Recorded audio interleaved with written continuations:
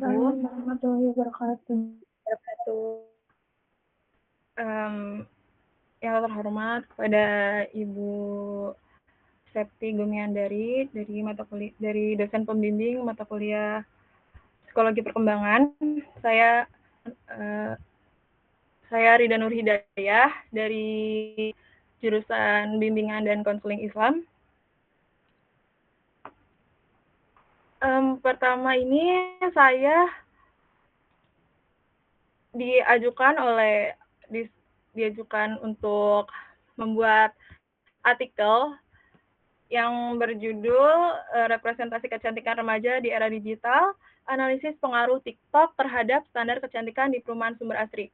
Ini bersama Ibu Septi Gumiandari ini, saya awalnya disuruh untuk mencari judul artikel terlebih dahulu dan habis itu dikonsultasikan kepada Ibu Septi. Setelah di ACC judul tersebut, lalu saya langsung mengerjakan artikelnya dari 3 tujuan penelitian dulu untuk membahas permasalahan yang ada pada judul penelitian. Tujuan penelitian yang saya ambil ini ada yang pertama, menganalisis bagaimana TikTok mempresentasikan standar kecantikan remaja, mengidentifikasi pengaruh TikTok terhadap persepsi dan internalisasi standar kecantikan remaja di perumahan Sumber Asri Cirebon, menjelaskan dampak sosial dan psikologis dari standar kecantikan digital pada remaja dan serta strategi remaja dalam merespon tren kecantikan. Setelah saya mengajukan tujuan penelitian untuk artikel saya diajukan pada Bu Septi, setelah di ACC, saya disuruh untuk instruksikan untuk membuat dan untuk penelitian di lapangan, seperti mewawancarai, membuat 7 sampai 10 pertanyaan dari 3 tujuan penelitian untuk ditanyakan kepada narasumber untuk menggali data di lapangan. Selanjutnya saya membuat Google Form untuk para informan untuk diberikan kepada informan yang ditujukan kepada perumahan Sumber Asri Cirebon. Perumahan Sumber Asri Cirebon ini adalah komplek perumahan saya, jadi saya ingin meneliti di komplek perumahan saya sendiri.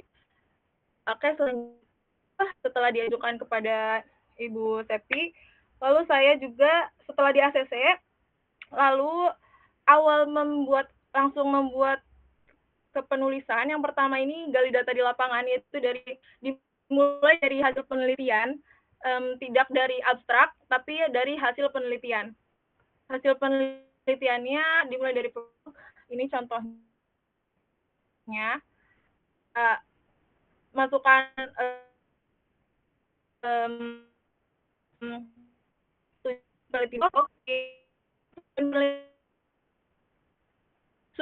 minimalnya 3,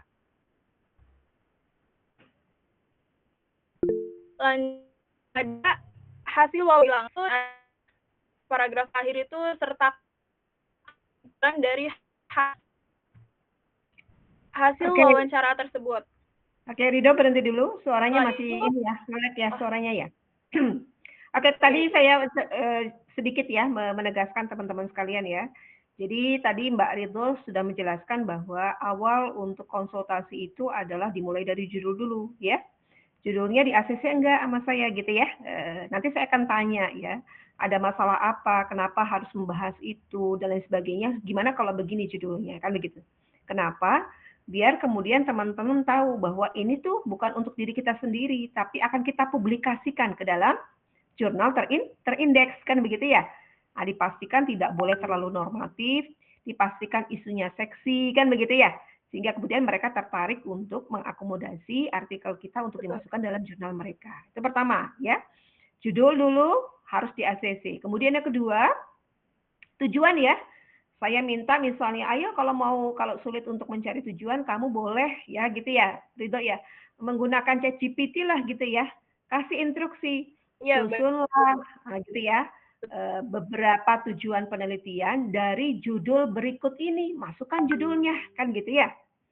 Nah, setelah itu kemudian konsultasi ke saya, Bu, ini sudah dapat judulnya menurut Ibu gimana? Saya cek lagi, oke, kalau sudah di ACC kemudian masuk untuk apa? Membuat pertanyaan yang akan digali di gitu di lapangan kan gitu ya. Minimal berapa Bu? Satu tujuan penelitian 6 sampai 10 ya, sebanyak-banyaknya nggak apa-apa sebetulnya ya. Ada standarnya lah, minimal 6 sampai 10 misalnya. Bahkan ada yang saya katakan kalau misalnya agak susah banget ya 8 kan begitu ya.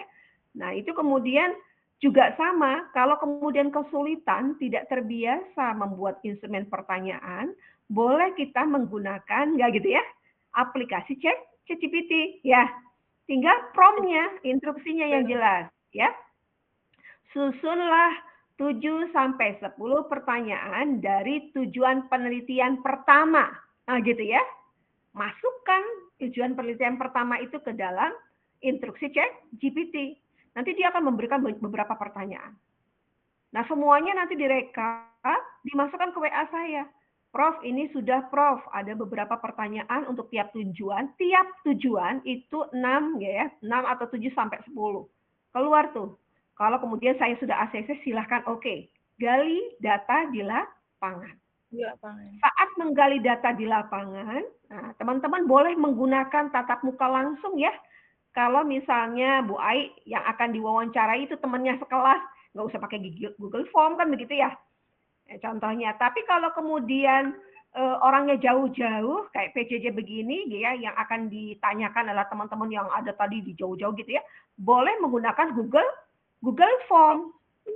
Google Form itu kan punya banyak alternatif ya teman-teman ya. Bisa misalnya kalau kuantitatif pakai alternatif multiple choice kan gitu ya. Tapi kalau untuk kualitatif yang wawancara bisa juga menggunakan apa? Paragraf ya. Nah itu jadi sebetulnya bisa kita wawancara menggunakan Google Form. Kalian gali data dulu di lapangan. Kalau sudah digali data di lapangan, lalu kata Ridho harus mulai menulis hasil penelitiannya dulu, bukan abstrak, bukan pendahuluan, bukan metode, tapi hasil. Sub-subjudul dari hasil itu, sub-subjudul kecilnya ya dari hasil itu diambil dari mana Ridho? Dari tujuan penelitian. Ya, dari tujuan penelitian dimunculkan tuh sub-subjudulnya, lalu kemudian tiap subjudul itu kan kalian sudah punya data lapangannya nih ya. Ada 3 orang, berapa orang yang diwawancarai. Kalian analisis itu semua. Kalian sajikan datanya setelah tujuan itu menjadi sub-subjudul kecil lagi. Ya, bukan berdasarkan informan. Iya, informan. Kan seringkali begitu ya, tujuan pertama misalnya gambaran fatherless, tapi kemudian satu informan pertama mengatakan ini, informan kedua, bukan itu. Tapi apa? Tema, sub-subtema kecil lagi yang ada di bawahnya. Contoh misalnya, faktor-faktor yang menyebabkan mahasiswa tidak termotivasi belajar, misalnya gitu ya. Saya olah datanya, saya dapatkan datanya, kemudian saya display datanya di dalam sub-subjudul. Satu misalnya, oh ternyata dari faktor internalnya memang dia adalah orang yang tidak punya etos belajar yang baik, nah gitu ya. Kedua, oh dia ada kesulitan untuk membagi waktu. Nah itu kan sub-subjudul ya. Iya. Yang sub-subjudul itu bisa menjawab faktor. Nah, setiap subjudul itu, kan subjudul kecil ya, di dalamnya itu ada apa? Paragraf. Paragraf itu isinya apa? Kalimat pendahuluan yang mengaitkan dengan judul. Lalu, kuatkan dengan kutipan hasil wawancara. Lalu kita simpulkan dan analisis. Itu saja isinya setiap subjudul tuh. Gitu ya, Ridho ya? Oke, silakan Ridho ditampilkan. Ini lanjut, Bu. Ya, lanjut. Silakan lanjut.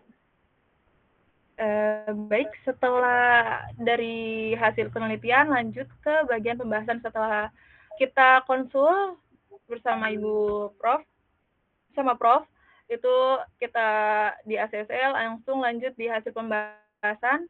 hasil pembahasan masih sama, gali data di lapangan, tapi melalui penguatan data di lapangan. Itu pemahaman mendalam dari data di lapangan dan sertakan referensi dari jurnal atau artikel dan buku untuk memperkuat pemahaman. PPT-nya mana? PPT-nya Ridho. Nge-lag tak Ibu ini. PPT-nya belum bergerak. Oh, ini dia. Ini masih di 3, membuat 7 sampai 10 pertanyaan. Oh.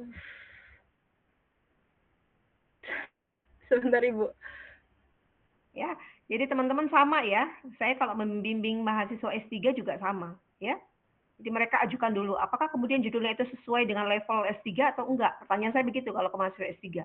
Kalau S1 minimal untuk artikel itu yang kira-kira menarik seksi untuk kemudian bisa terbit di jurnal gitu ya. Yuk. Ini masih di 3 tah Ibu? Yang tadi coba, yang tadi hasil penelitian itu apa aja di dalamnya tuh? Di hasil ada penelitian. Prolog. Ada prolog, terus ada subjudul, minimalnya 3, terus ada hasil wawancara di lapangan. Hasil wawancaranya juga jangan lupa diberikan inisial nama, seperti misal Rida Nur Hidayah, jadi disingkat jadi RN, atau bisa juga dijadikan kayak informan 1 menyatakan ini, lalu habis itu kita simpulkan lagi setiap dari hasil wawancara-wawancara yang kita temui. Terus oke, ini contohnya bisa di, terlihat ya sama teman-teman ya. Iya. Nah, gitu ya, ada prolognya. Ini yang atas ini TikTok merepresentasikan standar kecantikan remaja. Berdasarkan data yang telah dikumpulkan, nah bla bla bla ini kan pakai prolog dulu. Lalu di bawahnya dia ada 1, ada 2, ada 3. Ya. Peran influencer remaja, ini subjudulnya. Lalu subjudul ini harus ada paragraf di bawahnya. Paragraf apa aja tuh? Prolog, dikuatkan dengan kutipan hasil wawancara, observasi, dan lain sebagainya. Lalu disimpulkan atau dianalisis. Ya. Oke, sip, lanjut. Iya. Gitu. Selanjutnya itu ada langsung ke hasil pembahasan. Hasil pembahasan juga ini di penguatan dari hasil penelitian ya, di lapangan juga masih sama. Terus jangan lupa disertakan referensi dari jurnal atau artikel untuk memperkuat pemahaman tersebut. Dan menggunakan aplikasi Mendeley untuk mensitasi dari setiap hasil kutipan dari jurnal atau artikel yang kalian temuin dan sama persis dengan apa yang kalian jelaskan di hasil penelitian tersebut. Oke. Kayak misal ini di sini bentar. Oke, pembahasan itu nggak pakai hasil ya, jadi pembahasan bukan hasil. Jadi pembahasan itu teman-teman, sub-sub judulnya itu persis sama dengan hasil penelitian ya. Ya, jadi sub-sub judul yang ada dalam pembahasan sama dengan yang ada dalam hasil penelitian. Hanya paragrafnya berbeda. Nah, gitu ya. Kalau dalam hasil penelitian tidak boleh ada referensi, haram, ya. Tapi kalau dalam pembahasan wajib banyak. Kenapa? Karena pembahasan itu mendiskusikan temuan kita yang ada dari hasil penelitian sebelumnya secara ringkas saja. Ya, penelitian ini menemukan ada beberapa faktor yang menyebabkan ini. Nah, gitu ya. Temuan penelitian ini memiliki kesamaan dengan, nah itu, membandingkan kan? Memiliki kesamaan ya? Iya. Atau berbeda. Penelitian ini ternyata berbeda dengan hasil penelitian yang ditemukan oleh siapa? Apa hasil penelitian mereka? Apanya yang berbedanya gitu loh. Gitu ya. Jadi harus selalu membandingkan. Tidak boleh pembahasan itu berbicara tentang pengertian-pengertian, tidak penting. Ya. Tapi mendiskusikan. Kalau dalam bahasa Arab itu namanya al-bahs, ya. Kalau bahasa Inggris artinya apa? Discussion, iya kan? Kalau dalam artikel ya, bagaimana kita mendiskusikan temuan kita dengan penelitian, artikel, teori, buku lainnya yang membahas isu yang sama dengan penelitian kita. Paham ya? Oke, lanjut Ridho.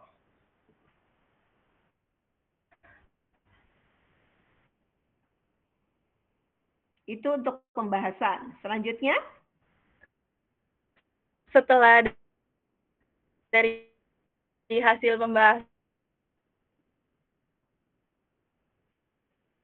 suara kamu terputus-putus, Ridho.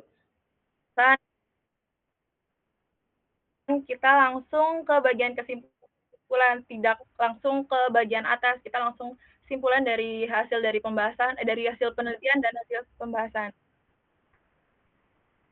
Setelah dari kesimpulan, isinya seperti hasil dari penelitian dan pembahasan sudah dipaparkan.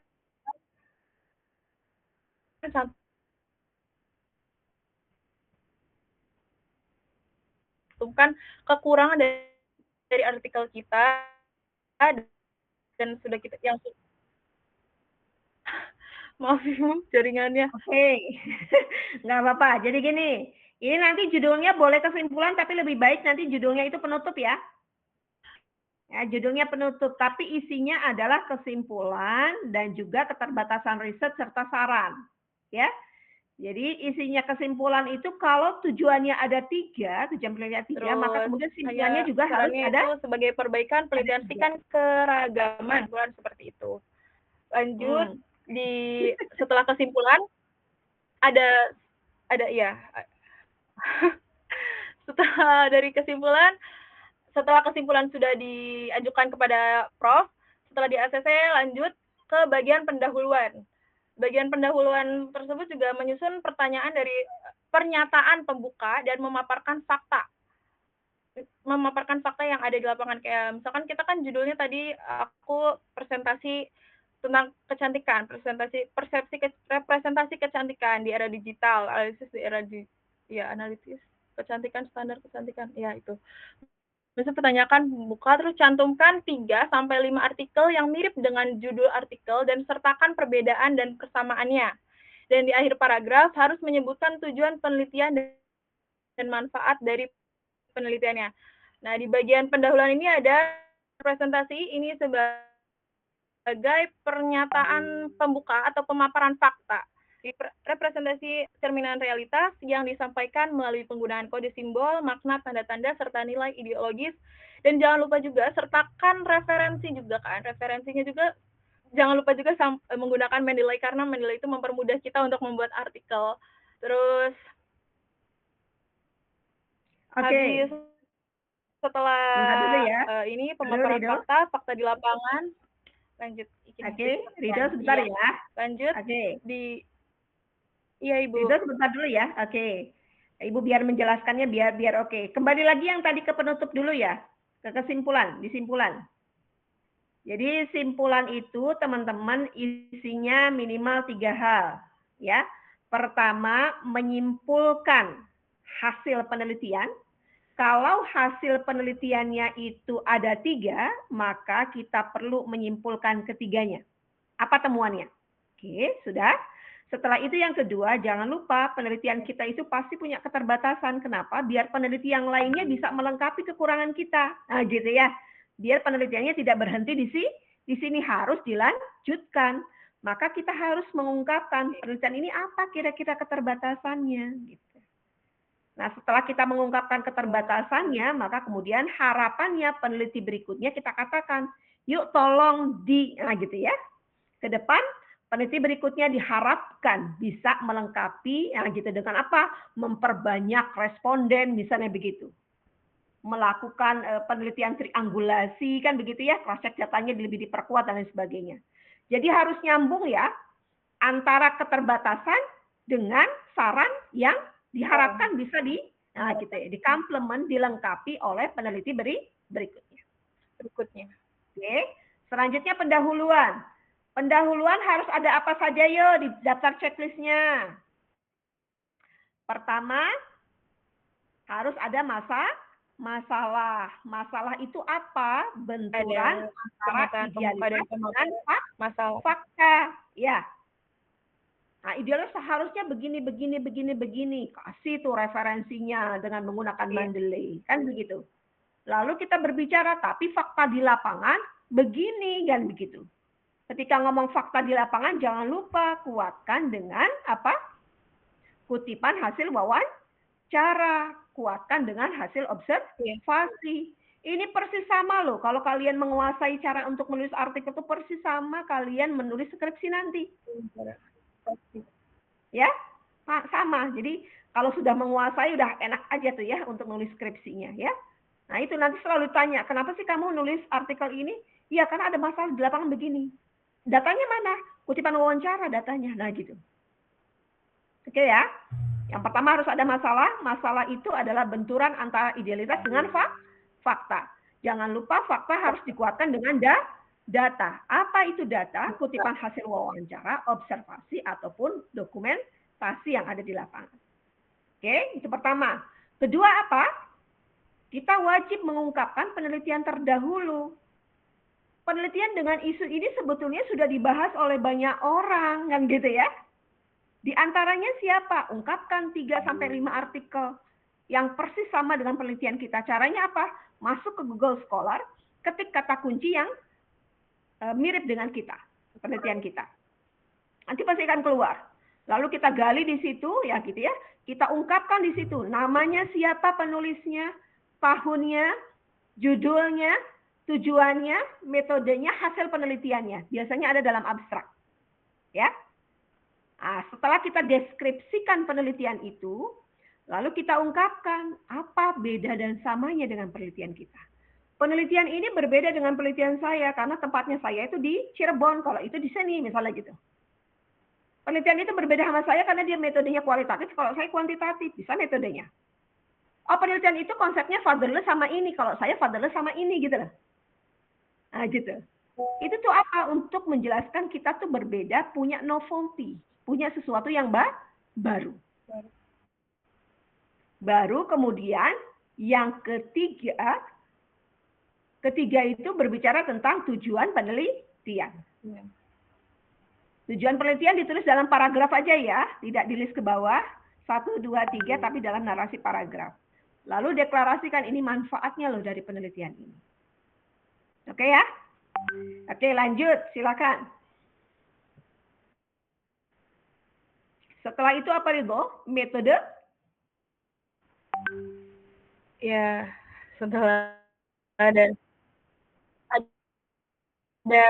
langsung membuat metode penelitian. Apakah suaranya masih putus-putus? Enggak, sudah lumayan. Ayo, lanjut. Ya. Di bagian metode penelitian ini, yang pertama ini ada pendekatan dan jenis penelitiannya. Lalu cantumkan juga sumber data dan sebutkan respondennya dan berapa orang. Lalu ada proses pengambilan data, bisa melalui Google Form, observasi atau interview, dan sertakan analisa datanya. Untuk metode penelitian saya di sini menggunakan metode penelitian kualitatif. Oke. Pendekatan itu bedanya apa? Metode pendekatan digunakan untuk penelitian ini, lalu setelah pendekatan metode pendekatan. Oke, Ridho, biar Ibu yang masuk ya. Oke ya, pendekatan itu apa bedanya dengan jenis penelitian? Kalau pendekatan itu antara 3. Kualitatif, kuantitatif, atau mixed method. Campuran antara kualitatif dengan kuantitatif. Ya. Jadi nanti kalian deklarasikan kalau menggunakan narasi kalimat, berarti kalian pendekatannya kualitatif. Tapi kalau kalian menggunakan angka, namanya pendekatan kuantitatif. Kalau Anda menggunakan keduanya, seperti research and development, maka Anda menggunakan keduanya, yaitu kualitatif dengan kuantitatif. Kan kalau research development itu mengembangkan model ya. Dikembangkan dulu modelnya pakai kualitatif, setelah sudah berkembang, modelnya sudah ada modelnya, lalu kita uji. Apakah efektif atau tidak, maka menggunakan kuantitatif. Nah, kalau sudah clear pendekatannya apa kualitatif, jenisnya apa nih? Karena kualitatif juga punya banyak jenis penelitian. Ada namanya studi kasus, ya kan? Ada etnografi, ada deskriptif, ada apa lagi? Fenomenologi, kan begitu ya? Banyak ya? Nah, gitu. Nah, harus diungkapkan tuh jenis penelitiannya apa, ya gitu. Ya. Nah, setelah itu ketika menjelaskan itu pastikan teman-teman ada referensinya yang disitasi. Penelitian ini menggunakan pendekatan kualitatif. Menurut siapa? Pendekatan kualitatif adalah bla bla bla bla bla bla bla bla. Nah, gitu. Itu berarti kita mengungkapkannya secara normatif ya. Tapi tidak berhenti di situ, harus diungkapkan juga secara kontekstual. Konteks penelitian kita bagaimana? Kenapa kita menggunakan pendekatan kualitatif kan begitu ya? Karena penelitian ini sesuai dengan tujuannya ingin menggali terkait dengan gitu ya, narasi-narasi yang muncul dari karena narasi bukan angka maka menggunakan pendekatan kualitatif. Nah gitu. Jenis penelitiannya apa? Studi kasus. Studi kasus adalah menurut ini kasih referensinya. Itu berarti kita sudah berbicara secara normatif. Kontekstualnya gimana? Ceritakan lagi. Studi kasus ini saya pilih dalam penelitian ini karena saya hanya terfokus pada SNPN bla bla bla bla bla gitu. Itu contoh ya. Jadi jangan lupa ya, normatif dan kontekstual. Sama ketika kalian mengatakan teknik pengumpulan datanya pakai apa? Wawancara, observasi dan lain sebagainya. Jelaskan dulu secara teoritik normatif. Wawancara adalah gitu ya. Lalu jangan lupa dalam penelitian ini, wawancara digunakan untuk menggali data tentang apa, berapa orang, siapa yang diwawancarai. Itu namanya kontekstual. Oke ya. Sumber data itu ada primer, ada sekunder. Kalau primer itu apa bedanya dengan sekunder? Kalau primer itu yang benar-benar yang kita jadikan data untuk hasil penelitian kita. Kalau ini kajian lapangan berarti sumber data primernya yang didapat dari mana? Dari lapangan, yaitu dari hasil observasi, wawancara, dan tadi dokumen. Sumber data sekundernya apa? Semua yang melengkapi apa? Ketika kita membahas, kita pakai apa? Literatur kan? Iya. Buku-buku, ya. Betul. Artikel jurnal, penelitian, dan lain sebagainya. Nah, itu namanya sumber sekunder. Nah, teknik analisis datanya menggunakan apa? Kalau kualitatif biasanya reduksi data, display data, ya gitu ya. Verifikasi dan conclusion drawing. Atau mungkin kajian tematik ya. Tematik analisis biasanya begitu. Ya.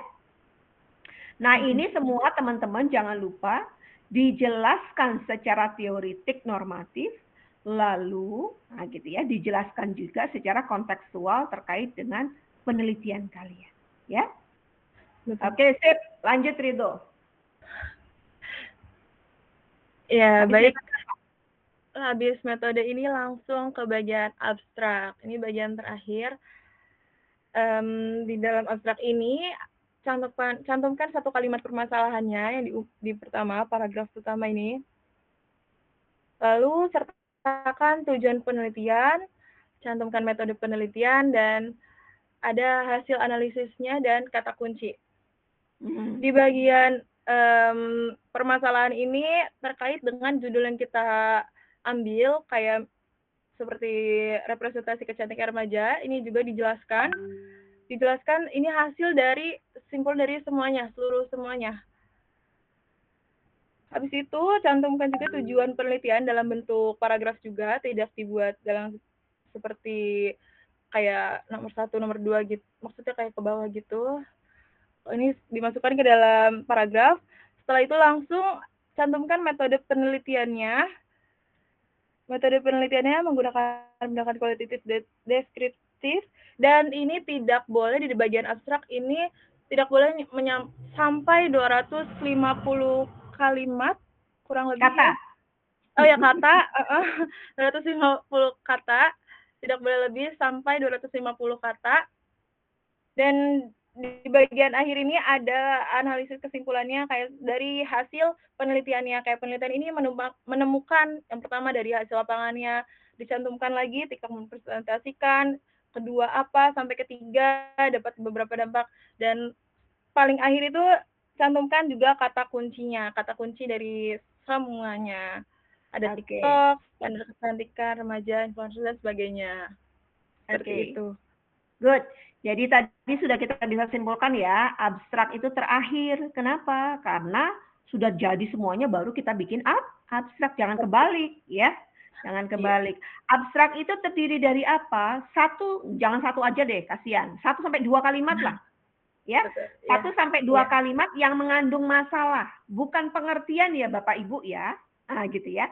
Bukan pengertian, tapi kalimat yang mengandung masalah, ya.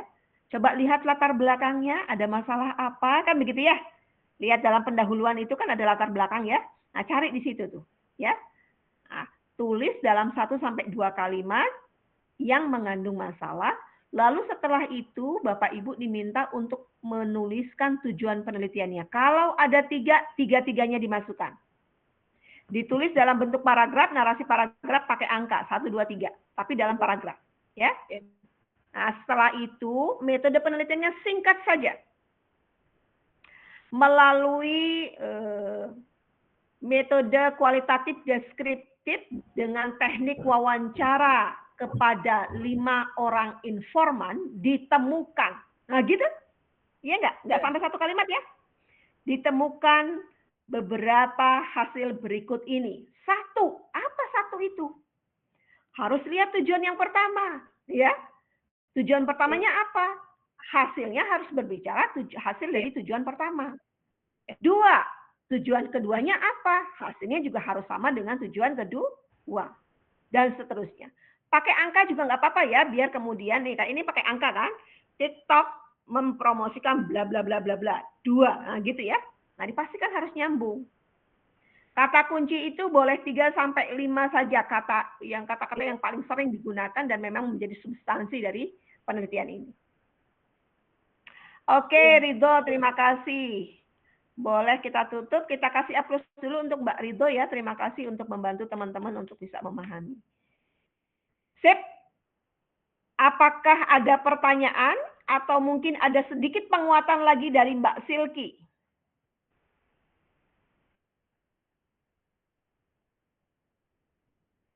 Oke, silakan Mbak Dwi Rahma mau bertanya. Terima kasih untuk dipersilakannya, Bu.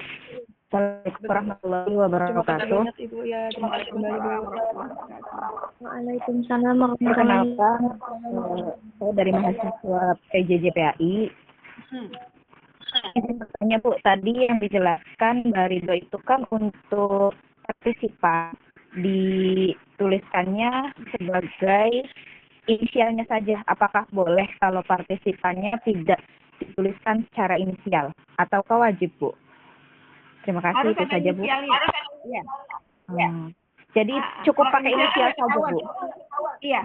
Misalnya Septi Juliandari SG aja. Oh ya, siap. Oke. Ya. Soalnya Kenapa? sudah Agar bisa membedakan antara satu informan dengan informan yang lain. Oke.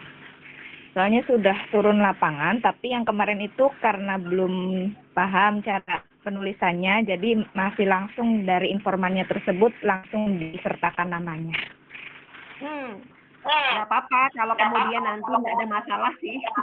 Tapi kan khawatirnya nanti akan dibaca secara nasional ya. Jauhnya secara etik tidak mau misalnya begitu. Siap. Terima kasih Bu, hanya itu saja. Yuk. Monggo Pak Muhammad Saim. Pak Saim nih puasa melulu ya. Assalamualaikum Ibu, mohon maaf saya dari B1 Ibu. Iya. Ini kan dari kemarin tuh memang saya masih bingung terkait formatnya Ibu ya, tapi alhamdulillah tadi sudah sedikit dicerahkan ya.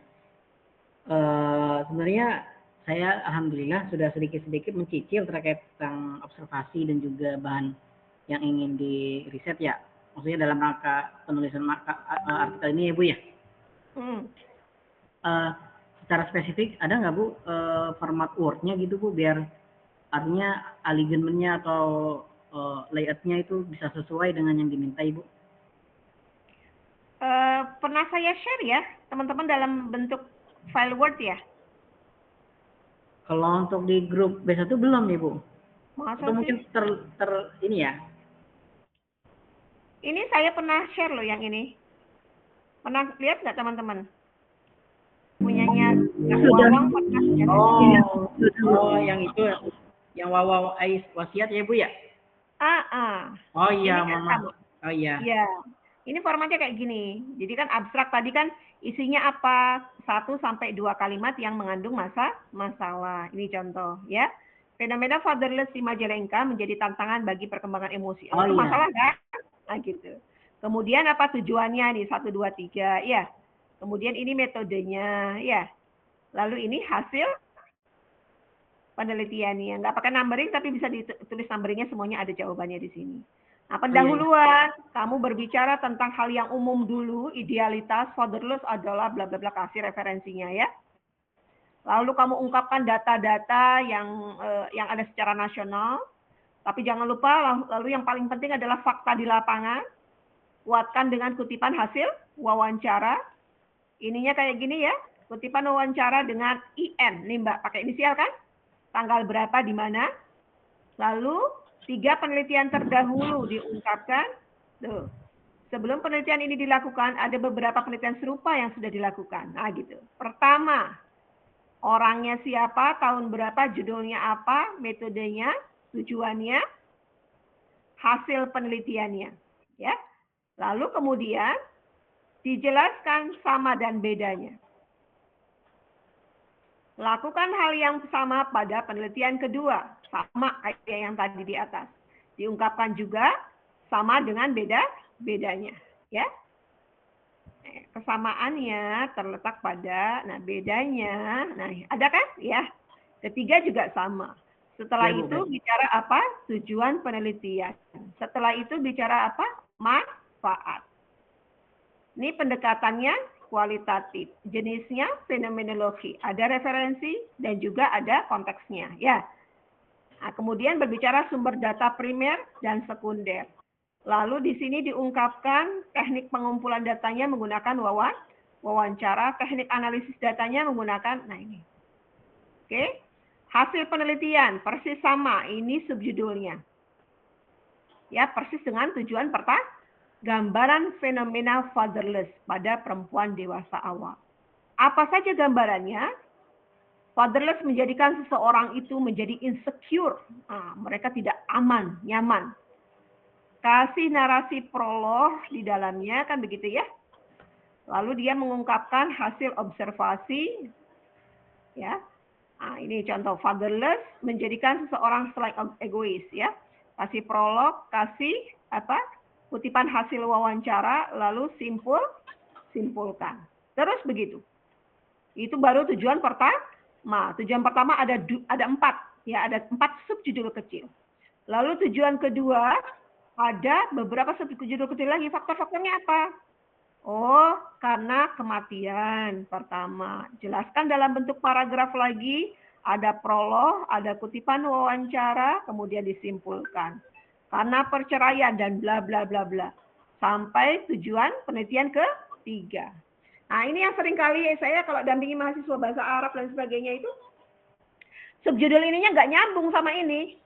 Kalau di sini bisa ada dampak, apa dampaknya gitu ya. Nah, sering kali itu sampai skripsi pun mereka nggak nemu tuh ya. Jadi kalau ngomong faktor-faktor penyebab, berarti faktor-faktor yang menyebabkan apa penyebabnya di sini. Diungkapkan satu-satu. Ya. Gitu. Itu hasil penelitiannya. Ini brief saja, Ibu. Pembahasan. Subjudulnya sama dengan tujuannya, kayak gitu ya. Subjudul kecilnya juga bahkan di breakdown sama. Lalu kemudian dia ungkapkan. Kalau nggak pakai ini juga nggak apa-apa ya. Nggak ada subjudul kecil, nggak apa-apa. Langsung ke tujuannya nggak apa-apa. Kamu ungkapkan dalam narasi paragraf yang membandingkan juga nggak apa-apa. Ya. Nggak harus terlalu detail sebetulnya ya. Diungkapkan temuannya apa. Lalu kemudian jangan lupa kamu diskusikan temuan ini sejalan dengan penelitian yang dilakukan oleh Aryani. Nah gitu. Bla bla bla bla. Sama semuanya begitu. Bandingkan. Ya. Lalu kemudian penutup. Kita cek penutup. Nah ini judulnya penutup harusnya ya. Nah ini isinya apa? Gambaran fatherless dulu. Ya. Faktor-faktor kan begitu ya. Kemudian dampaknya. Setelah itu bicara apa? Keterbatasan risetnya. Setelah itu bicara apa? Apa yang harus dilengkapi? Ya, saran bagi peneliti berikutnya. Nah, ini daftar pustaka. Daftar pustaka diusahakan pakai Mendeley. Kalau Mendeley itu dengan sendirinya sudah muncul ya teman-teman ya. Nama itu misalnya Septi Gumiandari. Jadi Gumiandari, S. Titik. Nama awalnya itu menjadi inisial saja. Dalam kurung tahun, judul artikel, nama jurnal yang dimiringkan, nomor yang dimiringkan, volume tidak miring dalam kurung, lalu jangan lupa dari halaman berapa sampai halaman berapa. Ya. Karena artikel itu kan cuma satu bagian dalam jurnal itu. Ada banyak artikel lain dalam satu jurnal itu. Ya. Jadi makanya harus dieksplisitkan. Jangan satu halaman aja, dari halaman berapa sampai halaman berapa. Kalau buku, kita coba cari buku. Apakah ada buku di sini? Kalau buku, nah ini buku. Nama penulis, tahun, judul, harusnya Bandung dulu. Bandung _2 Pustaka Ramadan. Ya, jadi tempatnya dulu baru percetakannya. Kalau diambil dari skripsi ataupun tesis, nama, tahun, judul skripsi, yang dimiringkan bukan judul skripsinya, tapi kata skripsinya. Ya, lalu diterbitkan di perguruan tinggi mana. Oke, clear, Pak Saib? Baik Ibu, insya Allah nanti kebetulan kodarullah HP-nya ini terformat, jadi mungkin bantu resend lagi Bu filenya Bu. Iya, siap. Terima kasih Bu. Yuk, Pak Budi Satriawan. Ya Bu, terima kasih.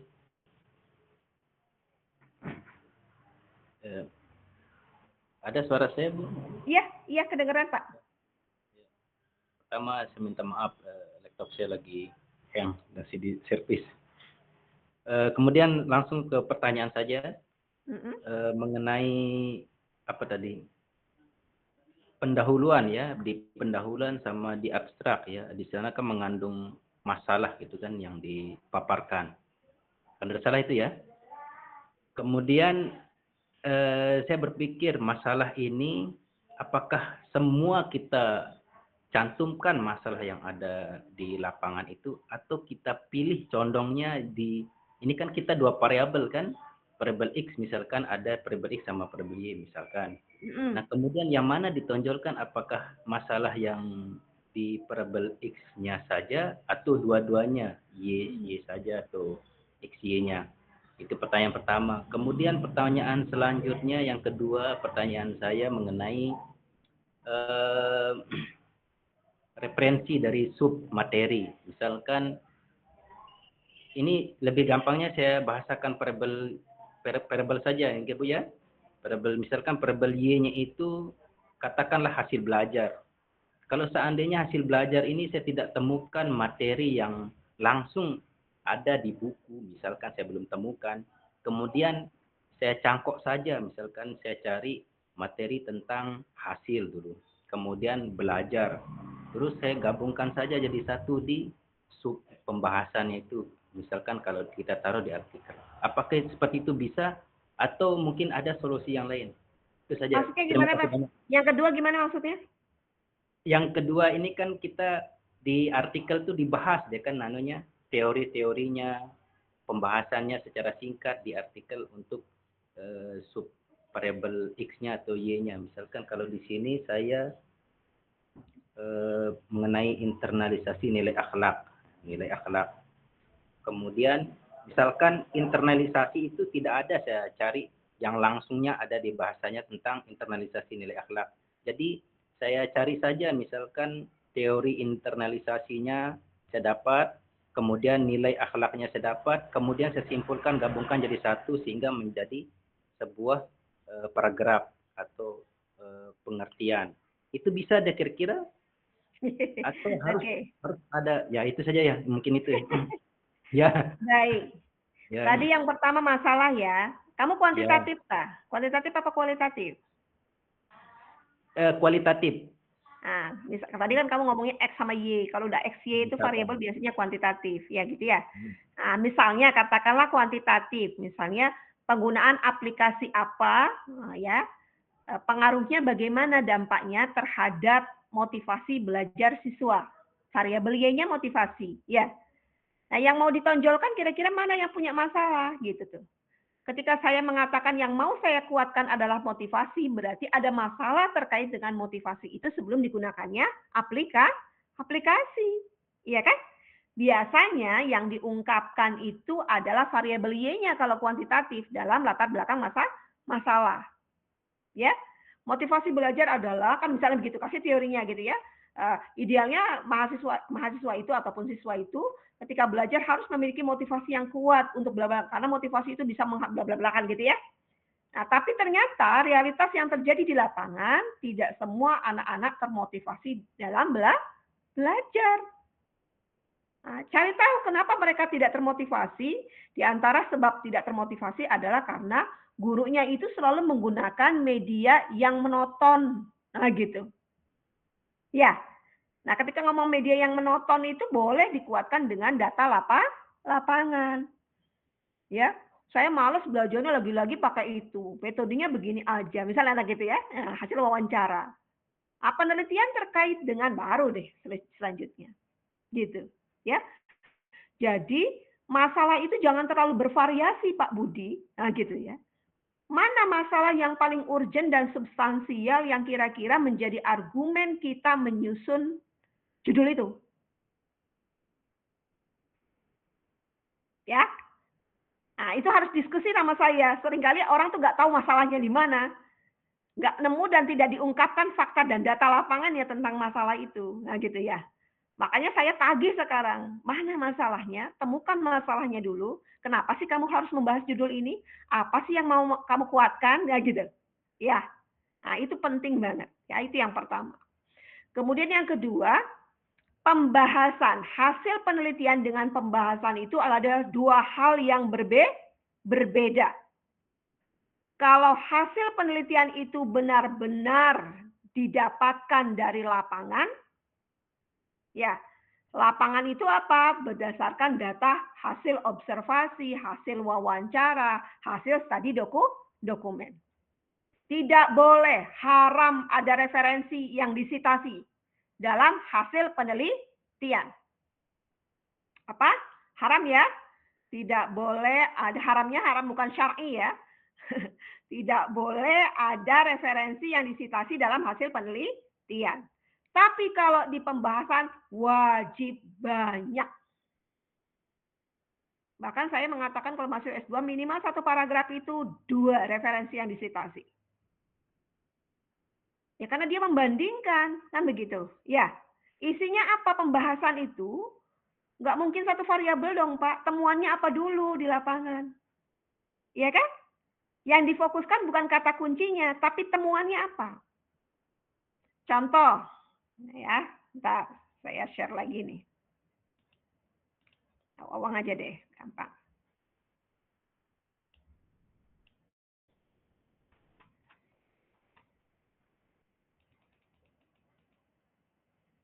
Misal ya, Wawang itu kan mengatakan bahwa dampak terjadinya fatherless itu sangat berdampak terhadap perkembangan sosial anak, kan gitu ya.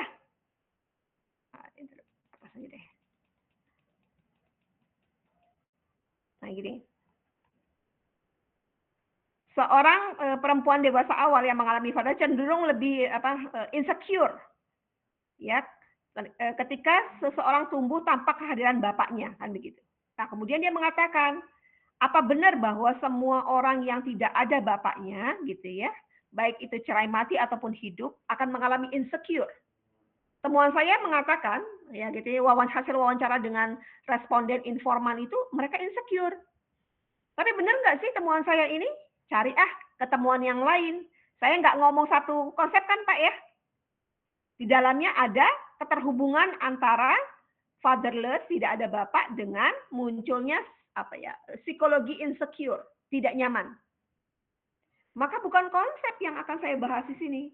Saya harus cari gambaran fatherless dengan insecure. Carinya di Google Scholar itu fatherless dan insecure. Ya, temuan ini sejalan dengan penelitian yang dilakukan oleh Aryani yang menggambarkan bahwa ketiadaan figur ayah menyebabkan ketidaknyamanan dalam diri anak. Nggak satu konsep kan? Persis sama. Ternyata penelitian ini tuh persis sama dengan yang dilakukan oleh Arianti. Tapi berbeda dengan penelitian yang ditemukan oleh siapa misalnya ya, Ibu Sufi misalnya gitu ya. Ibu Sufi mengatakan bahwa meskipun tidak ada ayah dalam penelitiannya, informannya dia itu ternyata dalam penelitian tidak sama sekali mengalami insecure. Malah itu menjadi challenge, tantangan untuk bisa berkembang gitu. Nah gitu. Berarti dia membicarakan dua hal ya Pak Budi ya. Satu, ada yang sama. Dua, ada yang berbeda temuannya. Jadi kalau dalam pembahasan itu berbeda dengan landasan teoritik. Kalau landasan teoritik itu menjelaskan per teori ya. Kalau yang ini pembahasan itu al-bahs, artinya membahas. Discussion, artinya mendiskusikan. Kita mendiskusikan temuan kita dengan temuan penelitian yang lain yang sama ataupun yang berbeda. Mau tidak mau temuan itu nggak ngomong satu konsep kan, pastinya dua konsep, fatherless sama insecuritas.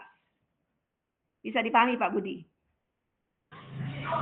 Bagaimana tadi susunannya? Apakah boleh kita tampilkan penelitian yang sama persis pendapatnya, misalkan dia mengatakan sama iya, terus kemudian yang kedua iya. Itu tadi kan ada yang silang ya, ada yang bilang ya, ada yang bilang tidak.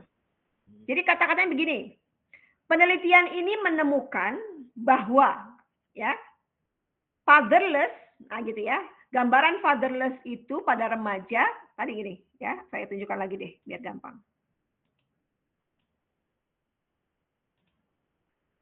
Kelihatan nggak? Belum ya? Belum muncul. Belum Bu, belum present. Nah ini. Sudah. Ini kan dia ngomong penelitian ini menemukan, bahasa yang gampangnya sebutnya ini tuh penelitian ini menemukan bahwa perempuan dewasa awal yang mengalami fatherless nih, temuannya tuh ini. Nah ini, katakanlah ini ya temuannya ya. Nggak usah panjang-panjang deh ya, ribet. Lalu kemudian Bapak Ibu ungkapkan, temuan ini sejalan dengan penelitian yang dilakukan oleh Arianti yang menggambarkan bahwa ini penelitian orang. Kalau nemu lagi ada penelitian yang berbeda, diungkapkan lagi. Ternyata temuan yang dilakukan oleh Sufi malah berbeda. Boleh, bahasanya terserah Bapak dong. Mau kemudian copy paste dari sini juga nggak apa-apa. Temuan ini berbeda dengan penelitian, kata-kata sejalannya diganti berbeda, nggak apa-apa. Atau mungkin mengungkapkan Sufi dalam penelitian tentang ini ternyata menemukan hal yang berbeda dengan temuan saya. Nah gitu. Pak Budi, gampang kan? Nah itu pembahasan. Ya, itu mah selera ya, selera narasi kita aja. Tapi inti poinnya adalah menjelaskan bahwa ini loh temuan kita singkat, lalu kita ungkapkan bedanya dengan penelitian orang lain.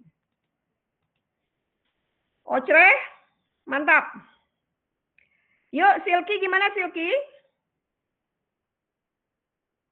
Gimana Mbak Sufi? Ya Bu, terima kasih. Assalamualaikum warahmatullahi wabarakatuh. Waalaikumsalam warahmatullahi wabarakatuh. Ini bukan, saya ngambilnya penelitian kualitatif. Tapi kan karena responden saya jauh-jauh gitu ya, meskipun satu kecamatan, jadi ada yang menjawab sekian, ada yang menjawab sekian gitu. Jadi gimana? Maksudnya yang menjawab sekian makanya gimana? Ya, sekian ada duitnya kalau sekian. Yang bertani ada sekian, yang berdagang ada sekian, yang ngejawab gitu. Pekerjaan Anda sekarang itu apa gitu ya? Saya menjadi seorang petani, misalkan ada 20 orang. Ada 3 orang nih menjadi pedagang. Ada 1 orang menjadi P3K gitu. Ada 5 orang tidak punya penghasilan gitu ya, tidak bekerja gitu. Gimana itu menuangkannya? Soalnya kan saya pakai chart aja. Iya. Pakai chart, kamu kasih profesi di dalamnya, kan begitu ya? Iya. Ya.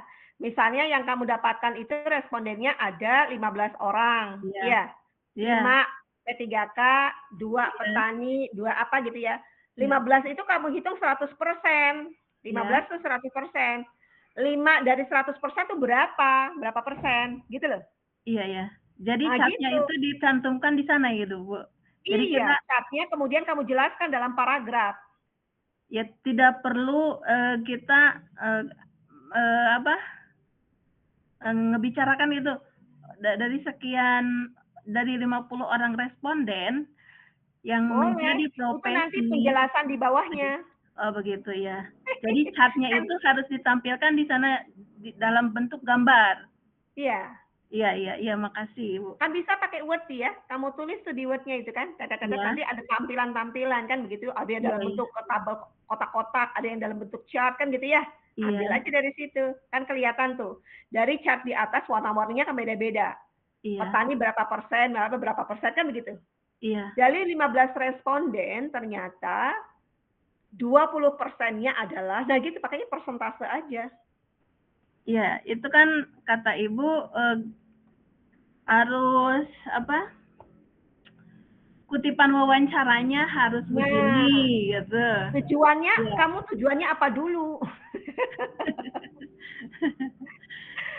Tujuan penelitiannya apa? Apakah kamu kualitatif atau kuantitatif? Biasanya kalau berbicara tentang angka-angka itu kan kuantitatif. Iya, kan saya pengen itu Bu, kualitatif. Nah, kalau kualitatif nggak usah nanya berapa orang ya kan? Nggak usah dicantumkan itunya. Nggak usah. Apa tujuan penelitiannya apa sayang?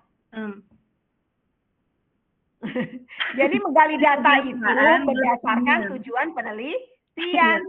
Kan saya ngomong gini ya, udah dapat nih tujuan penelitiannya 3 atau 4, kamu gali data sesuai dengan tujuannya. Buat instrumen pertanyaan, kan begitu ya? 7 sampai 10 kalau Ridho tadi itu.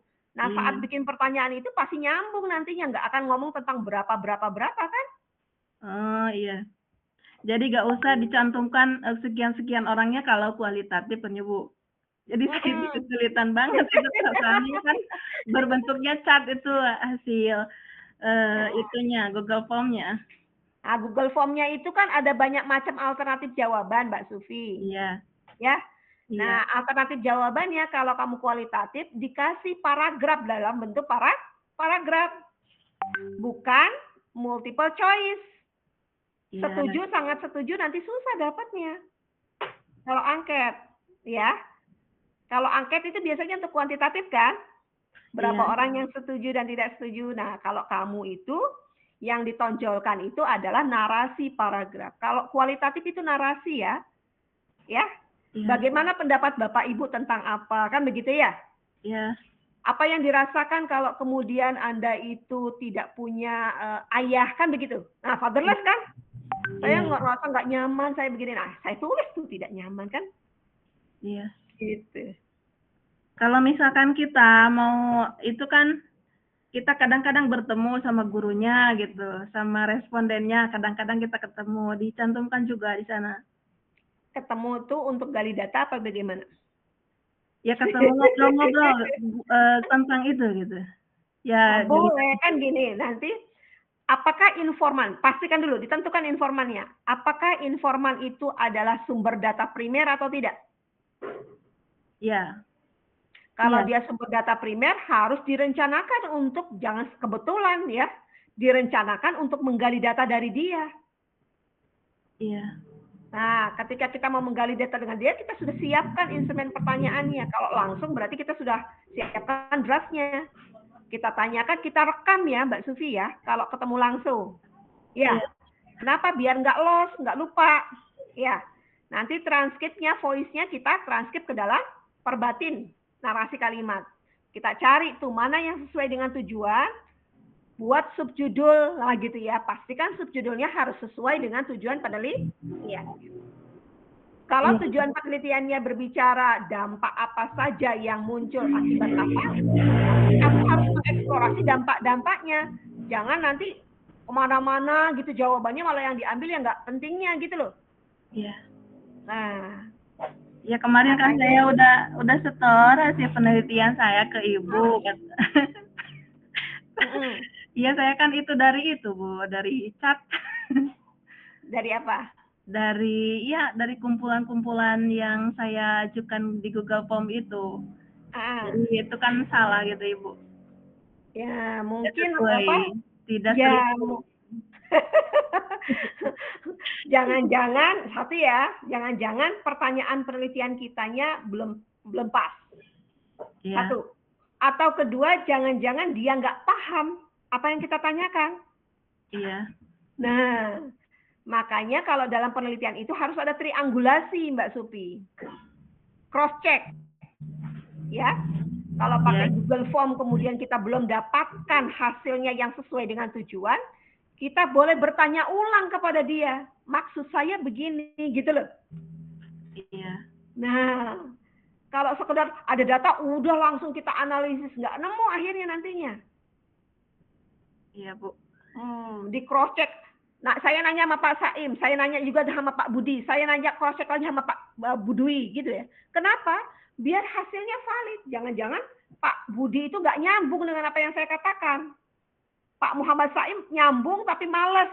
Akhirnya nggak selaras juga kan begitu ya. Nah, itu contoh ya. Jadi makanya perlu cross check data. Ya. Ada banyak faktor kenapa hasil penelitian kita tidak selaras. Jangan-jangan dari kitanya sendiri yang membuat instrumen pertanyaannya, atau dari informannya yang kemudian kita nanya, Anda akan pergi kemana? Saya ada mancing, misalnya itu. Nggak nyambung kan? Wajar kan ya, orang kan tingkat intelektualitasnya beda-beda kan ya Bu Supi ya. Iya, Ketemu sama orang misalnya kadang juga kita ngomong kemana, dia juga kemana kan begitu ya. Makanya perlu kita ungkapkan. Kamu ke ChatGPT juga sama tuh. Ya Bapak Ibu ya. Kalau kita nggak cerdas-cerdas diajak kemana-mana sama ChatGPT tuh. Kamu harus pintar untuk mengatakan maksud saya begini. Bukan ke sana arahnya, maksudnya ke sini. Nanti dia akan mengikuti sesuai dengan arahan kita. Oh maaf, saya kurang jeli. Nah, dia nanti begitu, Bu Sufi. Itu iya, alat ya, apalagi manusia yang punya keterbatasan. Gitu nggak? iya, iya, Bu. Nah, dipastikan nanti tujuan penelitiannya itu nyambung dengan judulnya ya. Nah, saya nih ada mahasiswa di jurusan bahasa Inggris ya. Nah, itu judulnya nggak nyambung, saya nanyain lagi. Kira-kira kalau ada pertanyaan begini, jawabannya begini nyambung nggak? Enggak, Bu. Ya iya, bukan itu berarti. Nah, kitanya nggak bisa untuk apa ya, mengambil simpulan tuh. Simpulan yang tepat untuk membuat sebuah judul kecil dari tujuan itu. Makanya dalam teknik analisis data itu ada 3 ya Bapak Ibu ya. Ada reduksi data, ada display data, pernah dengar? Ada verifikasi dan conclusion drawing. Apa tuh maksudnya? Kamu wawancara sama guru besar misalnya gitu ya. Nah, guru besar itu lagi senang-senangnya nih dia ngomong hal-hal yang macam-macam kan begitu ya. Yang sebetulnya jawabannya itu adanya pada jam kedua. Dari jam 1 sampai jam 4 itu dia baru ngomong intinya tuh jam 3. Nah, yang jam 1 sampai jam 3 itu kita nggak pakai, kita reduksi, kita buang. Cari yang sesuainya saja gitu loh. Yang itu yang kita masukkan dalam kutipan hasil wawancara yang kita simpulkan melalui judulnya. Ya, gitu. Kalau kemudian kita masih belum nemu, kita tanyakan lagi, maksud saya begini Pak. Mungkin nggak begini kan gitu, diarahkan sama Bu Sofinya. Biar kemudian ketemu hasilnya. Yang tadi saya tunjukkan ke Bu Sufi itu, artikelnya Bu Wawang tuh. Ya. Nah, itu udah sesuai kan? Ya. Antara tujuan dengan judulnya. Bisa nggak ketemu kayak begitu? Nah, caranya adalah biasanya begini, ya. Kalau lagi ngomong tentang motivasi ya, cari dulu indikator motivasi. Orang itu dikatakan termotivasi itu kelihatannya dari apa saja sih? Ada indikatornya secara teori. Kalau penelitian kuantitatif ya Pak Budi ya, biasanya begitu tuh. Jadi kita nggak bisa ngarang pertanyaan tuh nggak bisa. Harus ada indikator dari teori. Dari indikator itu ada beberapa aspek. Dari aspek itu kita turunkan menjadi beberapa pertanyaan. Nah, pertanyaan itu baru valid, Bu, kalau kemudian divalidasi. Gitu. Kalau kuantitatif harus ada proses validasi ya. Nanti mana yang valid, mana yang tidak valid kan begitu. Wah, prosesnya panjang lagi tuh Bu Sufi. Kalau saya wes lah, yang penting teman-teman nyambung antara satu dengan yang lain, itu aja. Ya? Iya, Sip. Bu. Oke. Maaf ya Bu, ini agak lambat-lambat gitu soalnya kan di lembaga lagi sibuk-sibuknya akhir tahun. Nggak apa-apa. Kita Iya. masih punya jeda ya Bapak Ibu, mungkin 2 minggu sampai 3 minggu. Dan terus terang saya juga lagi banyak sekali. Bukan banyak lagi, banyak kalau Surabaya gitu ya. Banyak kegiatan. Makanya biasanya teman-teman kalau Japri saya masukkan dulu ke arsip ya. Kenapa? Nanti pas waktu luang baru saya cross check dari atas sampai bawah, saya respon semuanya. Saya ngajar di Pasca 3 kelas Bapak Ibu ya, banyak itu, kelas doktor, kelas magister ada 2, aduh belum yang S1 kan gitu ya. Coba bayangkan kalau di kelas kalian aja ada lebih dari 10, berapa orang yang saya tangani kan begitu. Luar Ya. biasa ya Bu ya. Hanya kerjaannya banyak gitu ya. Makanya mohon maklum ya teman-teman, pasti saya respon. Nanti saya save, biasanya saya save, saya masukkan ke arsip. Nah, ketika kosong baru saya review dari atas sampai bawah. Gitu. Oke? Iya Bu, Oke, makasih. sip. Oke, ada lagi yang mau ditanyakan? Mbak Silky, silakan Mbak Silky untuk menguatkan dulu. Baik, perkenalkan nama saya Silky Alimi dari jurusan Bimbingan Konseling Islam dari kelas BKI 2B. Mungkin di sini saya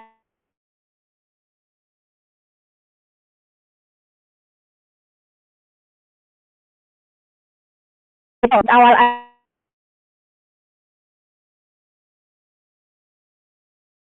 harus tebal. Kemudian yang kedua ada nama penulis. Nama penulis itu 1, 2, dan seterusnya. Selanjutnya itu ada afiliasi lembaga, sertakan nama lembaga, misalnya seperti Universitas Islam Negeri Siber.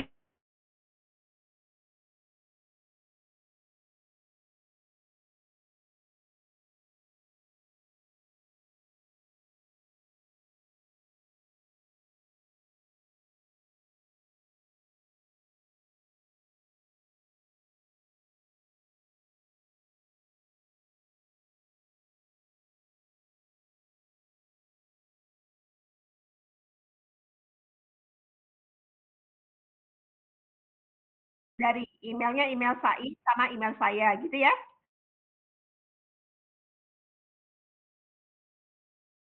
Ya, oke. Sambil ngomong jangan lebih dari itu saya kan ya, seperti Mbak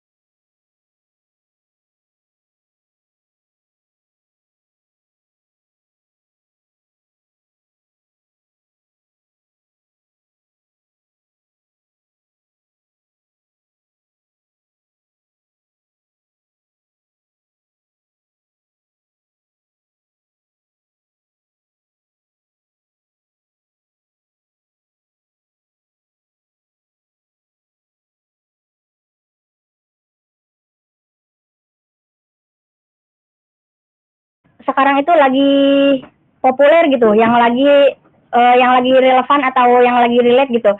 Nah, jadi saya memutuskan untuk mengangkat topik ini soal pernikahan. Judulnya yaitu pernikahan dini dan dampaknya terhadap psikologi remaja.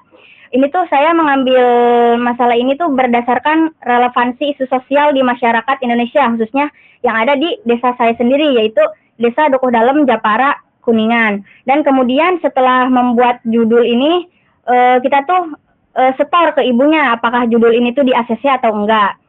Setelah di ACC, langkah selanjutnya yaitu membuat tujuan penelitian. Jadi tujuan penelitian ini untuk membahas permasalahan yang ada pada judul penelitian. Tujuan penelitian itu ada 3. Ini tujuan penelitiannya itu ada 1, untuk menganalisis faktor-faktor yang mendorong terjadinya pernikahan dini pada remaja, mengidentifikasi dampak psikologis, terus menjelaskan bagaimana individu yang mengalami pernikahan dini itu menghadapi dan mengelola dampak psikologis tersebut. Nah, setelah membuat tujuan penelitian, langkah selanjutnya yaitu adalah membuat pertanyaan. Pertanyaan itu dibuat dari 3 tujuan penelitian dan minimal 5 sampai dengan 10 pertanyaan. Saya membuat 10 pertanyaan untuk satu tujuan. Dari satu tujuannya itu saya terdiri dari 10 pertanyaan. Dan juga pertanyaan bisa diberikan kepada narasumber dan juga untuk menggali data di lapangan. Selanjutnya, setelah kita melakukan wawancara untuk menggali data di lapangan, kita bisa langsung memulai penelitian lebih dahulu untuk mengungkapkan hasil data pada lapangan yang berasal dari beberapa responden yang ada di Desa Duku Dalam, Kecamatan Japara, Kuningan. Dalam hasil penelitian ini dicantumkan tujuan penelitian, dan setiap tujuan penelitian itu pastikan ada subjudulnya. Subjudul ini didapatkan dari hasil pertanyaan kita untuk responden.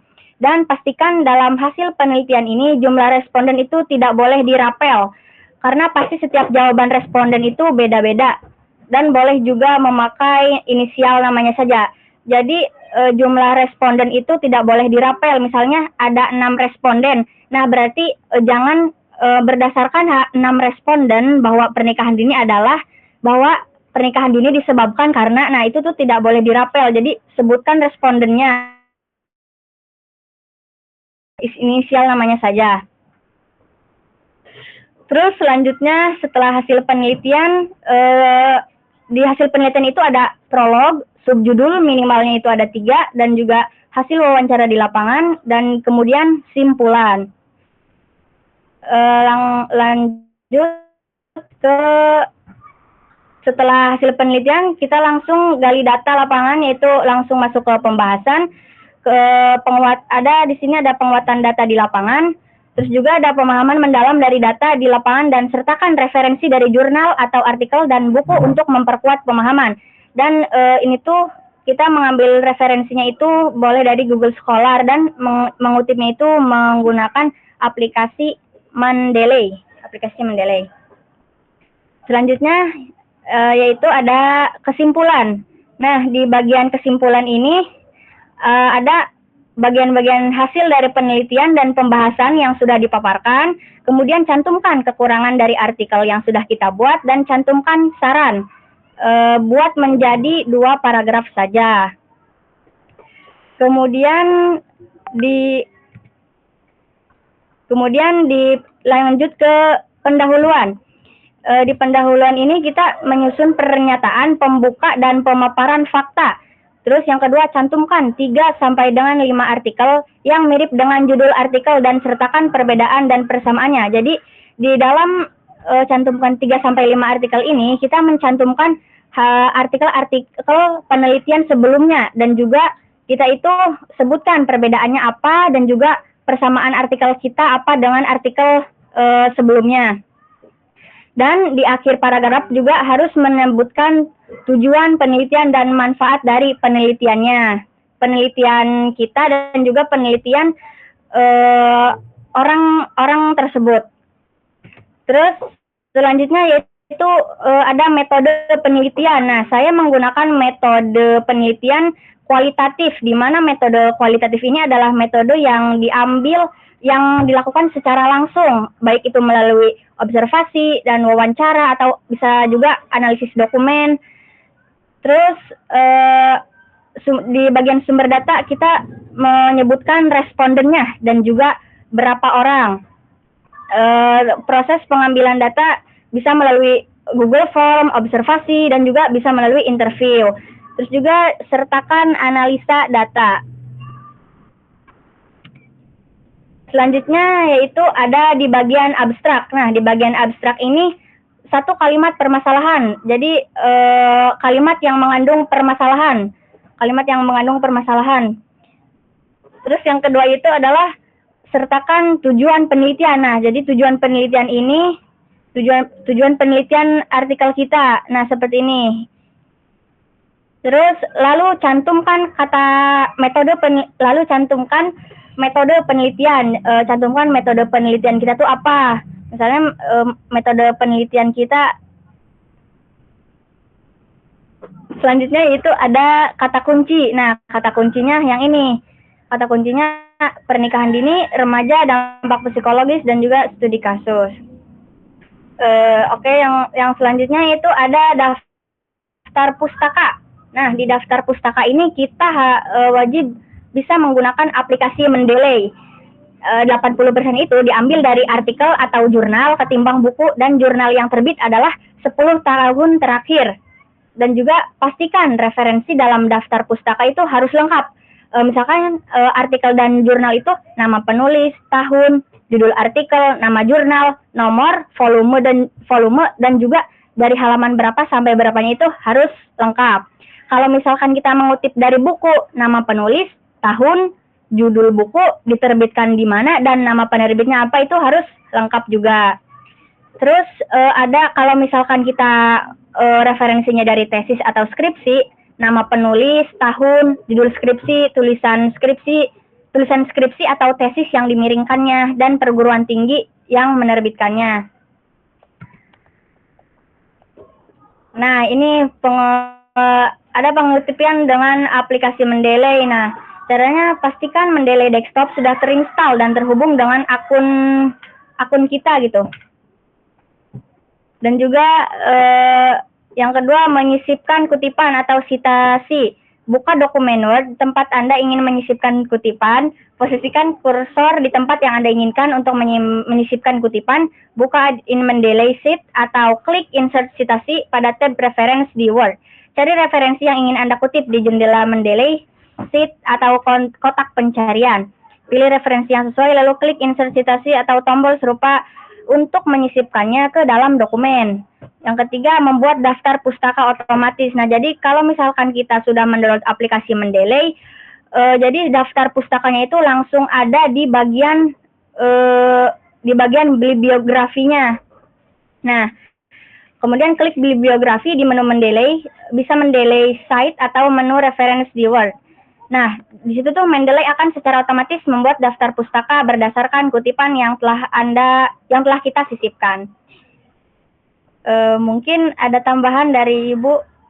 Oke, baik, terima kasih ya Silky ya. Jadi Mbak Silky ini sudah melengkapi Baik, Ibu. apa yang sudah dipaparkan. Yuk kita kasih aplaus untuk Mbak Silky. Terima kasih banyak. Mungkin ada hal-hal yang mau ditanyakan, monggo teman-teman. Boleh ditutup dulu Mbak Silky. Saya akan menjelaskan singkat saja tentang apa yang harus dilakukan oleh tim penulis buku. Ya. Boleh ditutup dulu Mbak Silky. Stop share screen. Baik, Ibu. Sudah dalam ya. Penulisan artikel sudah dalam ya. Tinggal prakteknya ya, tinggal prakteknya. Kok nggak bisa ya? Sebentar.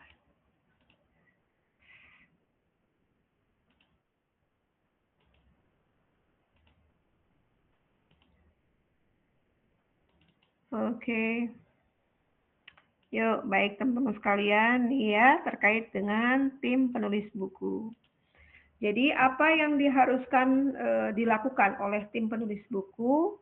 Yang pertama dan utama adalah dipastikan kerja tim.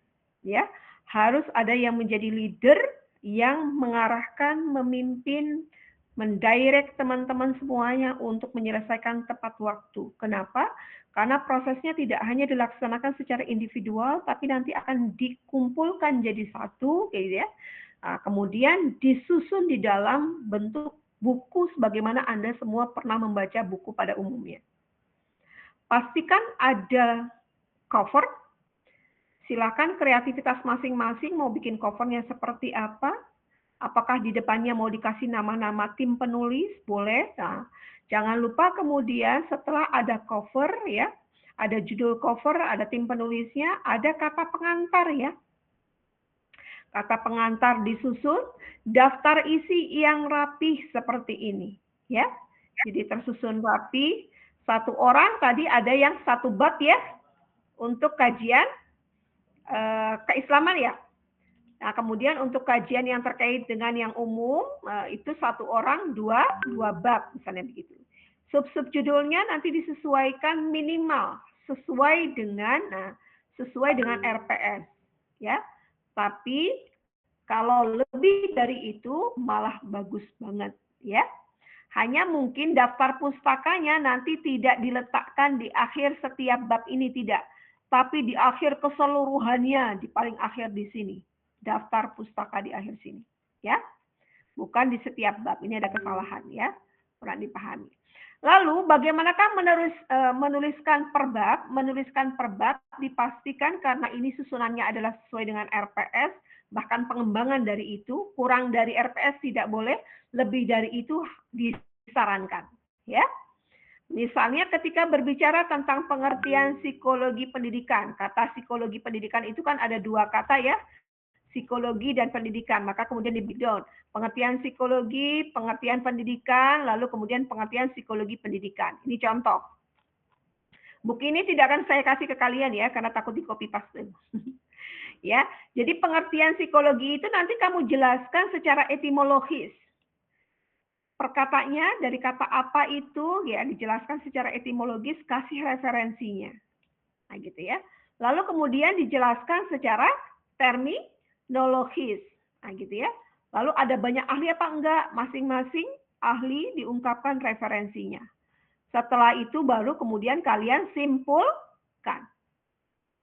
Maka simpulan ini tidak boleh ada referensi karena simpulan kalian. Tapi kalau yang atas itu harus merefer tulisan orang lain. Begitu seterusnya sampai ke bawah.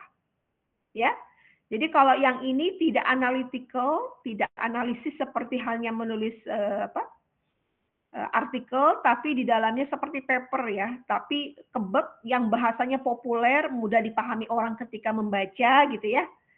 Dan dipastikan terdiri dari beberapa buku, nah, gitu ya. Saya pernah ngirim ya ke teman-teman ya, referensi buku ya, tentang psikologi pendidikan ya. Nah, itu kan ada banyak buku.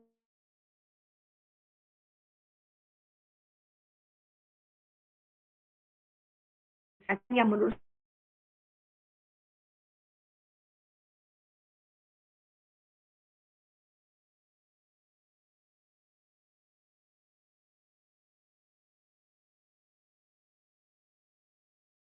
terusnya kepada yang lain ya, sampai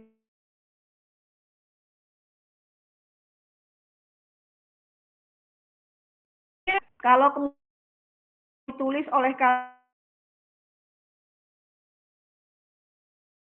ya, kalau apa-apa juga ya, buku itu sering sebagainya kerja timnya ya. Nah, ya sudah harus dikumpulkan.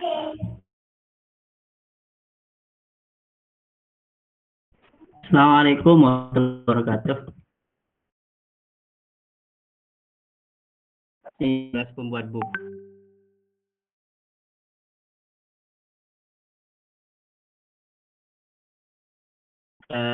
Ada hal-hal yang harus direvisi. Nah, saya selaku koordinatornya agak cerewet begitu Bu untuk teman-teman yang mengumpulkan segala macamnya. Yang saya tanyakan Ibu, setiap bab atau pembahasan yang kami ambil itu minimal referensi bukunya berapa sih begitu? Satu bab itu minimal 10. Minimal 10 ya. Kita akan tapi dipastikan antara referensi yang ada dalam daftar pustaka itu ada di dalam, nah gitu ya, body note-nya ada di dalam isi buku, isi babnya ya. Karena seringkali gitu, banyaknya di daftar pustaka aja tapi sama sekali tidak disitasi di dalam, nah gitu. Ya, berarti kita akan menggunakan body note ya Bu ya? Body note lah, harus body note. Yang kemarin untuk kelas B2 yang khususnya untuk psikologi umum, alhamdulillah sudah rampung beserta sampul dan sampul depan belakang, alhamdulillah. Namun terkendala adalah untuk referensinya. Itu yang akan kita ubah sedikit seperti itu. Insya Allah sebelum UAS bisa dikumpulkan Bu. Pak Khairul, ya. Nanti kalau Bapak menjadi koordinator, dipastikan dilihat tuh tiap orangnya ya. Misalnya ternyata di bawah Bapak itu ada Bu Sufi. Bu Sufi itu tulisannya sudah nggak menjabarkan pengertian banyak tokoh gitu ya ketika menjelaskan satu konsep. Ya. Lalu ada nggak simpulan dari Bu Sufinya gitu loh. Iya. Di setiap subjudul kecil di bawahnya. Di setiap subjudul kalau bisa harus banyak referensi yang disitasi, lalu jangan lupa disimpulkan. Dan dipastikan Pak Khairul melihat juga RPS-nya ya, nah gitu ya. Jangan sampai kemudian ada subjudul yang tidak terjelaskan dengan baik. Lebih dari itu boleh, tapi kurang dari RPS tidak diperkenankan. Ya, alhamdulillah Bu, saya pribadi sambil ngedit sambil baca juga Bu. Kalau ada yang kurang nanti teman-teman langsung tak japri begitu. Ya, sip, mantap, mantap. Nanti kita lihat ya. Mudah-mudahan nanti hasilnya sesuai yang diharapkan Bu dosen begitu. Amin, amin, amin, amin. Ya, nanti kita lihat kreativitasnya membuat cover seperti apa, daftar isi seperti apa gitu ya, biar lebih menarik ya. Kalau menarik kan kamu misalnya ngelihat perempuan gitu ya, Bu Siti Nur Afifah misalnya cantik kan senang juga tuh ya. Kalau kusem nggak rapi tulisannya acak-acakan jadi kurang tertarik juga untuk membaca gitu ya. Oke, sip teman-teman. Jadi minggu depan, sama-sama minggu depan 2 ya. 2 presenter siap, asinkronus dengan tugas-tugasnya kan begitu ya. Minggu depannya lagi 1, tapi setelah itu ada jeda kita akan melakukan apa? Sinkronus untuk review keseluruhan materi. Sebelum UAS. Gimana Nashwa? Ya Ibu, Assalamualaikum warahmatullahi wabarakatuh. Izin bertanya, saya dari penulis buku kelas 2A, jadi kesimpulan itu ditulisnya tuh, ditulisnya tuh terakhir tak Bu, bukan kayak misalkan bab 1, terus misalkan bab 1-nya udah kesimpulan gitu tuh. Atau terakhir di bagian terakhir buku saja. Simpulan itu di setiap sub, Bu. Nah ini contoh ya teman-teman ya. Kelihatan nggak? Nah ini ya. Abaikan kesimpulan di akhir tadi ya. Yang dipakai itu yang ini. Jadi masing-masing punya tanggung jawab ya. Dari penjelasan di atas dapat disimpulkan ini di setiap subjudul. Di setiap subjudul kecil. Ya, bukan keseluruhannya. Misalnya berbicara tentang pengertian pendidikan, di akhirnya apa? Dari paparan di atas, secara teoretik ada banyak tokoh, pendidikan adalah, jadi simpulan kamu apa tentang pendidikan itu? Simpulan kamu apa tentang psikologi? Lalu simpulan kamu apa tentang psikologi pendidikan? Itu contohnya. Ya? Iya Ibu, baik. Terima kasih Ibu. Sip, mantap. Nah, sudah clear semua ya? Jadi there is no any excuses ya, tidak boleh ada exception lagi, tidak boleh ada alasan lagi. Nah, lihat contoh-contohnya. Saya sudah kirimkan contoh punyanya Silky, tapi Silky sama siapa? Sama Ridho ya. Punya Bu Awang juga akan saya kirimkan lagi kalau mau. Tapi teman-teman, saya kan manusia ya, yang kadang-kadang kurang jeli gitu loh ya. Kurang jeli untuk kemudian harus koreksi secara detail gitu ya. Tapi dipastikan dalam penjelasan ini adalah lebih baik daripada artikel yang sudah disusun. Mungkin saja ada yang salah, masih menggunakan referensi terupdate, misalnya gitu ya, tidak terupdate, ataupun mungkin ada kesalahan dalam menarasikan pembahasan dan sebagainya, itu adalah sesuatu yang niscaya ya. Kalian ambil yang baiknya gitu ya, yang baiknya saja. Kalau ada yang salah, jangan, kok Silky salah gitu, ya nggak apa-apa, wajar aja kalau ada salah dikit dan sayangnya juga ketelisut lupa gitu ya. Tapi yang paling benar adalah ketika saya mengedukasi begini ya, keinginan saya begini, nah, tapi hasilnya kan kadang saya lupa untuk mengedit dan lain sebagainya ya. Oke, sudah ya, cukup ya, sudah mau maghrib. Terima kasih semuanya. Mohon apa yang saya edukasi kepada kalian disampaikan lagi kepada yang lain ya. Katanya if you teach you master. Kalau kalian mengajarkannya kepada yang lain, seperti saya suruh Silky sama Ridho itu, nanti kalian akan lebih memahami, menguasai materinya ketimbang hanya mendengarkan dan melakukannya. Ya, itu saja. Mohon maaf atas kesalahan dan mohon pemaklumannya untuk semuanya. Wallahul muwaffiq ila aqwamit thoriq. Assalamualaikum warahmatullahi wabarakatuh. Waalaikumsalam.